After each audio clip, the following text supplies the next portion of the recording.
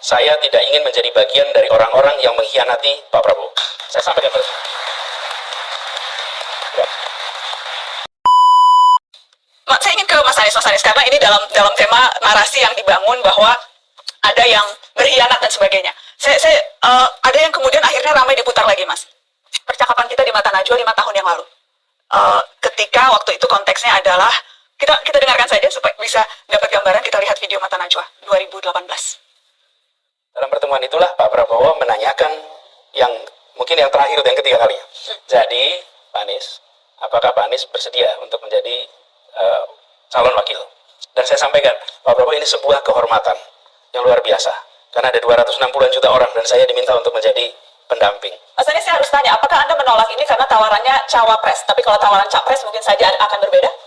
Tidak pernah ada tawaran capres. Tidak pernah ada tawaran capres dari Pak Prabowo? Ya. Tapi dari pihak-pihak lain, ada beberapa tawaran capres ke Anda, Mas Anies? Dan pada semua saya katakan, saya tidak ingin menjadi bagian dari orang-orang yang mengkhianati Pak Prabowo. Saya sampaikan terus. Ya. Begitu Pilpres selesai, saya bertemu dengan Pak Prabowo. Dan saya sampaikan kepada Pak Prabowo, saya sampaikan pertama, mission accomplished. Tugas yang dititipkan kepada saya untuk di Jakarta, dari PKS, dari Gerindra, telah saya laksanakan dan Alhamdulillah, mission accomplished. That's report number 1. Laporan nomor kedua, saya katakan Pak Prabowo, Gubernur Jakarta akan selalu dapat perhatian. Aneh kalau kita bilang, oh kaget dapat perhatian. Tidak, Gubernur Jakarta itu selalu dapat perhatian. Karena itu saya sampaikan kepada Pak Prabowo dari sekarang. Ini masih tahun yang lalu. Pak Prabowo, I will not intersect on your candidacy. Saya tidak akan memotong proses pencalonan Pak Prabowo dan proses kampanye Pak Prabowo. Dan komitmen itu saya pegang. Siapapun yang bertemu dengan saya, mendiskusikan soal ini, selalu saya katakan bahwa saya memiliki komitmen dengan Pak Prabowo. Tidak ada yang tahu kecuali saya dan Pak Prabowo. Tidak ada yang tahu. Yang lain dengar ceritanya jadi aja. Mas Anies, Anda mengiyakan bahwa memang tawaran-tawaran maju itu berdatangan? Berdatangan, tapi saya selalu katakan pada semua, meskipun tidak ada saksi dalam pertemuan itu, tapi kata-kata saya diingat oleh Pak Prabowo dan diketahui tentu oleh banyak orang, bisa saya sampaikan kepada semua, saya pegang itu. Jadi, ketika ada yang datang mendiskusikan, saya sampaikan, selama ini ada Pak Prabowo, saya tidak mau memikirkan, not even thinking. Mas, statement itu kemudian disebutkan itu Anda mengkhianati Pak Prabowo, karena tadi Anda menyebutkan selama Pak Prabowo ada dalam pencalonan, kurang lebih itu Anda tidak akan intercept. Ya. Itu ada timeline waktunya, ada expiration time-nya kah ketika Anda menyebutkan komitmen itu? Ya, kalau ini saya tawarin makan, nggak mau makan, saya kenyang. Apa kemudian seumur hidup saya kenyang?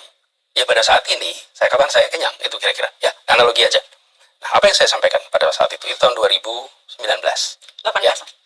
Oh, 18, maaf, tahun 2018. Nah, pada saat itu saya belum bertugas 1 tahun di Jakarta. Jadi, tadi saya menyebutnya selesai Pilpres, sebetulnya maksudnya selesai Pilkada. Selesai Pilkada, saya sampaikan Pak Prabowo bahwa saya akan fokus di Jakarta 5 tahun. Jadi, ketika setahun kemudian saya diundang menjadi cawapres, diundang menjadi capres, saya katakan tidak. Ketika jadi cawapres, saya bilang sama Pak Prabowo bahwa saya berjanji 5 tahun di Jakarta, dan Pak Prabowo mengatakan itu. Jawaban saya itu sama Pak Prabowo dikatakan kalau tidak salah pada saat beliau mau mencalonkan.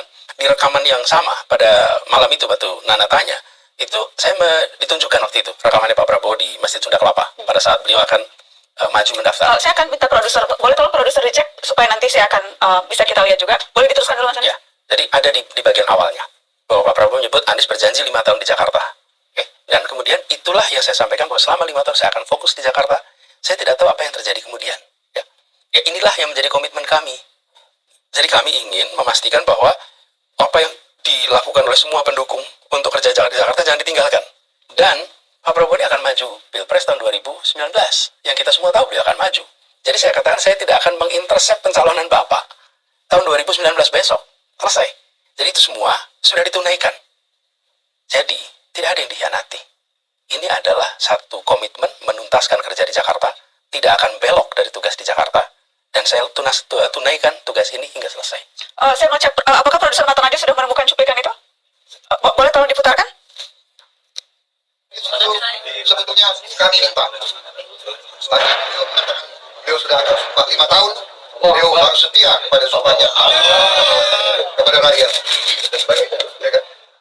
Ini ada maksud, Mas Anies? Ya, jadi ketika kita berbicara itu konteksnya 5 tahun kemarin, bahwa saya berkomitmen untuk di Jakarta, saya tidak akan kemudian mengkhianati komitmen saya. Komitmen saya juga Pak Prabowo, bahwa 5 tahun saya akan di Jakarta dan itu saya selesaikan.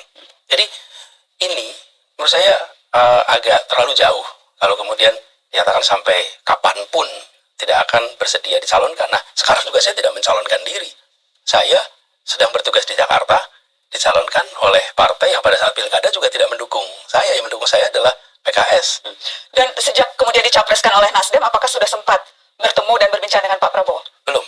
Saya waktu itu menyampaikan permintaan untuk berjumpa, belum dapat waktu. Kemudian kita coba beberapa kali, belum ada waktu, sehingga saya kirimkan surat kepada beliau dan menyampaikan kepada beliau perkembangan yang sudah saya lewati tuntas di Jakarta, dan juga perkembangan bahwa ada dinominasikan oleh Nasdem. Dan kemudian saya kirimkan surat itu kepada beliau. Bagaimana Anda menggambarkan hubungan Anda dengan Pak Prabowo sekarang? Saya hormat pada Pak Prabowo. Pak Prabowo adalah pribadi yang memiliki kecintaan pada Indonesia yang luar biasa, dan saya akan selalu hormati beliau. Baik. Nah, saya ingin catatan kemarin, termasuk yang kasus yang kemarin disebutkan terkait peristiwa beberapa hari ini. Peristiwa beberapa hari ini, kalau kita perhatikan, sudah terjadi itu ketidaksepakatan. Nama yang saya usulkan sudah, yaitu nama yang tersedia satu nama. Tapi terjadi ketidaksepakatan antar partai. Bahkan di ujung sudah dikatakan, silakan, Demokrat bisa mengeksersis opsi apapun. Jadi, pada saat itu, saya sudah di dalam situasi di mana utusan saya sendiri mengatakan, Mas, ini artinya Mas bisa nggak berlayar hari Selasa pagi. Dan saya katakan, sudah, kita serahkan pada Allah. Bila memang Allah takdirkan untuk berlayar, insya Allah berlayar. Ada caranya, kita nggak tahu. Bila Allah takdirkan tidak berlayar, insya Allah itu yang terbaik untuk kita. Dan dua-duanya pada saat itu diam. Pak Sudirman maupun Pak Dadang, dua-duanya diam. Diam. Mas, ini adalah keputusan penting. Ya, tapi sudah kita tawakal Allah. Ya, tahu. Dan kita tidak pernah menduga, saya tidak pernah menduga di malam hari muncul opsi baru, nama baru, partai baru di dalam koalisi. Sama sekali. Makanya ketika saya diundang untuk berdiskusi, saya katakan unthinkable. Jadi, tidak ada hal di sini yang dicederai. Karena memang Pegang kita. sudah terjadi ketidaksepakatan itu. Anda mau menggambarkan itu untuk kemudian, karena sekarang kan narasi yang kemudian banyak berkembang adalah Mas Anies digambarkan sebagai pengkhianat nih.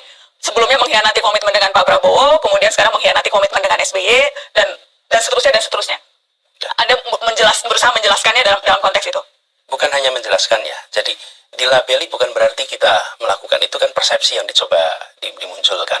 Tapi fakta ini adalah fakta yang boleh diuji dalam sejarah. Oke. Saya melakukan penjelasan ini sebagai sesuatu yang terpaksa harus dikerjakan karena ada informasi yang tidak lengkap atau tidak akurat.